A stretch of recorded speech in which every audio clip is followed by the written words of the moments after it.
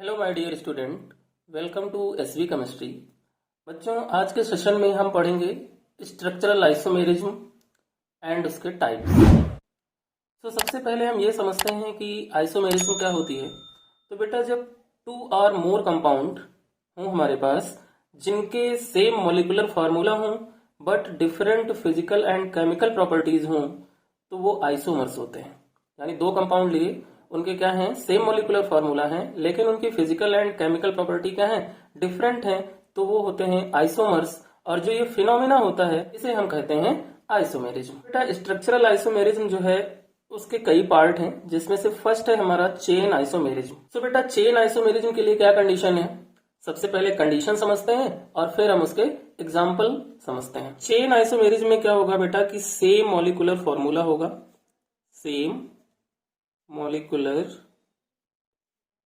Formula होगा compound का, but changes जो होंगे वो क्या होंगे, different number of carbon, different number of carbon in parent chain, in parent chain. That means जो मॉलिक्यूलर फॉर्मूला होगा वो क्या होगा, सेम होगा, बट जो पेरेंट चेन है उसमें कार्बन डिफरेंट होंगे। और बेटा, एल्केन जो होंगे वो चेन आइसोमेरिज्म शो करेंगे, एल्कीन चेन आइसोमेरिज्म शो करेंगे, एल्काइन चेन आइसोमेरिज्म शो करेंगे। एंड ऐसे कंपाउंड जिसमें फंक्शनल ग्रुप होंगे वो भी। तो एग्जाम्पल की हेल्प से हम समझते हैं कि चेन आइसोमर्स हम कैसे फाइंड करते हैं। फर्स्ट एग्जाम्पल हमने लिया CH3 bond CH2 bond CH2 bond CH3। ये हमने क्या ले लिया, नॉर्मल ब्यूटेन, जिसमें कि 4 कार्बन है और 10 हाइड्रोजन है। एक तो C4H10 का ये आइसोमर हो गया।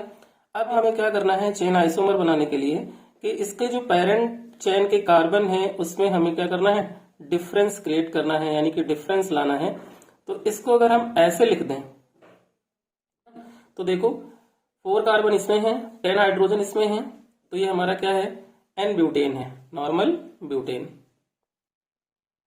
और इसका जो चेन आइसोमर बना उसमें क्या हुआ, पेरेंट चेन में 3 कार्बन रहे और 1 कार्बन जो हो गया वो नीचे की साइड में शिफ्ट हो गया, तो ये हमारा क्या बन गया, आइसोब्यूटेन। क्या बना, आइसोब्यूटेन। तो ये दोनों क्या है, एक दूसरे के चेन आइसोमर है। क्लियर हो गया बेटा। नेक्स्ट एग्जांपल से समझते हैं। CH3 bond CH2 bond CH double bond CH2, ये हमारी क्या है, एल्कीन है। अब इसका आइसोमर बनाना है, तो जब इसके चेन आइसोमर बेटा हम बनाएंगे तो क्या करेंगे, जो डबल बॉन्ड की पोजीशन है वो एज इट इज रहेगी। कैसे रहेगी, एज इट इज रहेगी। चेंजेस आएंगे तो कहां पे आएंगे, सिर्फ पेरेंट चेन के कार्बन में चेंजेस आएंगे, यानी कि पेरेंट चेन का एक कार्बन हम यहाँ पर अटैच कर देंगे। तो ये क्या हो गया, ब्यूट 1 इन का चेन आइसोमर हो गया। समझ में आ गया बेटा। नेक्स्ट एग्जाम्पल से समझते हैं। CH3 bond CH2 bond CH2 bond C triple bond CH, ये हमारा कंपाउंड है। इस कंपाउंड का हमें चेन आइसोमर बनाना है, तो ट्रिपल बॉन्ड क्या है, कॉर्नर में है, तो ये कॉर्नर में ही रहेगा। और जो इसका आइसोमर होगा वो CH3 CH, इस C पे हम क्या लगा देंगे, CH3 लगा देंगे। उसके बाद C ट्रिपल बॉन्ड CH, ये इसका बन गया बेटा आइसोमर। अब देखो, इस कंपाउंड में 5 कार्बन इसके पास है और 8 हाइड्रोजन है, 3 to 5 to 7 1 8, और यहाँ पर भी 5 कार्बन है और 8 हाइड्रोजन है। तो यहाँ पर क्या हो रहा है कि पेरेंट चेन जो है ये, उसका एक कार्बन साइड चेन में आ जा रहा है, यानी कि पेरेंट चेन में या मेन चेन में एक कार्बन क्या हो रहा है, कम हो रहा है, यानी कि पेरेंट चेन में क्या हो रहे हैं, चेंजेस हो रहे हैं, जिससे ये चेन आइसोमर बन रहा है। तो यह है बेटा चेन आइसोमेरिज्म, जिससे हमने एग्जाम्पल की हेल्प से आपको समझाया, आपको अच्छे से समझ में आ गया होगा। इसका नेम है हमारा ब्यूट 1 इन, ब्यूट 1 इन, और इसका जो आइसोमर बना उसका नेम है 2 मिथाइल प्रोप 1 इन। और इसका नेम होगा बेटा, 5 कार्बन की चेन है तो 5 कार्बन से हो गया हमारा पेंट, और 1 पे क्या लगा है, ट्रिपल बॉन्ड, तो पेंट 1 आइन हो गया। और ये हमारा क्या बनेगा, 3 मिथाइल मिथाइल ब्यूट 1 आयन। समझ में आ गया बेटा। नेक्स्ट आइसोमेरिज्म है बेटा हमारा पोजीशन आइसोमेरिज्म। सो पोजीशन आइसोमेरिज्म में क्या होता है बेटा, पोजीशन आइसोमेरिज्म में सेम मॉलिक्यूलर फॉर्मूला होता है, सेम मॉलिक्यूलर फॉर्मूला होता है, बट डिफरेंट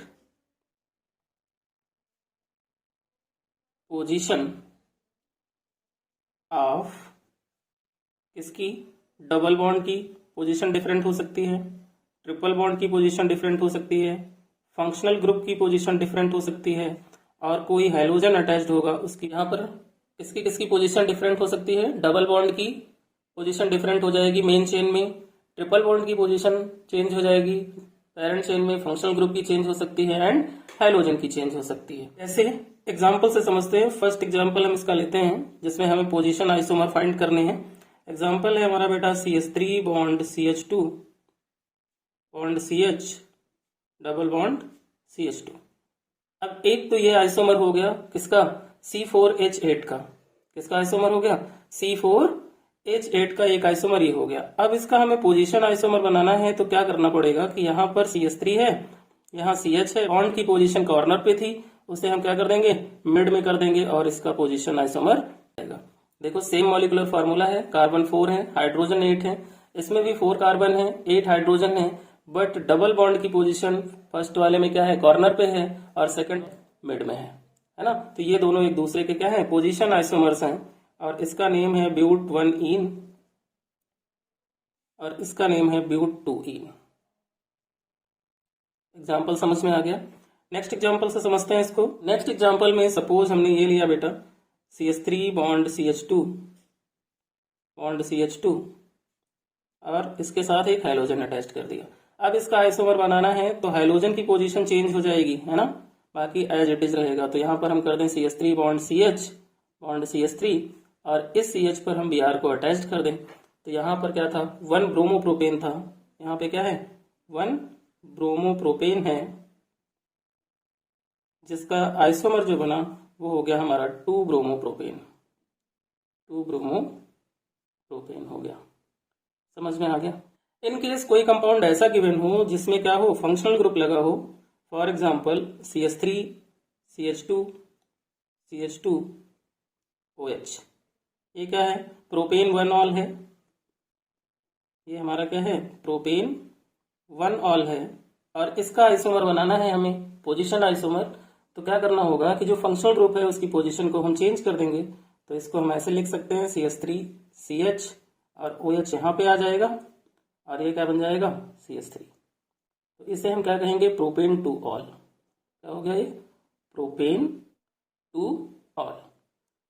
ये हो गया बेटा हमारा पोजीशन आइसोमेरिज्म। सो बच्चों स्ट्रक्चरल आइसोमेरिज्म में चेन आइसोमेरिज्म कैसे फाइंड करते हैं और पोजीशन आइसोमेरिज्म कैसे फाइंड करते हैं, ये आपको अच्छे से समझ में आ गया। और किसी भी गिवन कंपाउंड के आइसोमर कैसे बनाएंगे हम, वो भी आपको पता चल गया। सो बच्चों अगर वीडियो अच्छा लगे तो चैनल को सब्सक्राइब करना, वीडियो को लाइक करना और वीडियो को शेयर करना मत भूलना।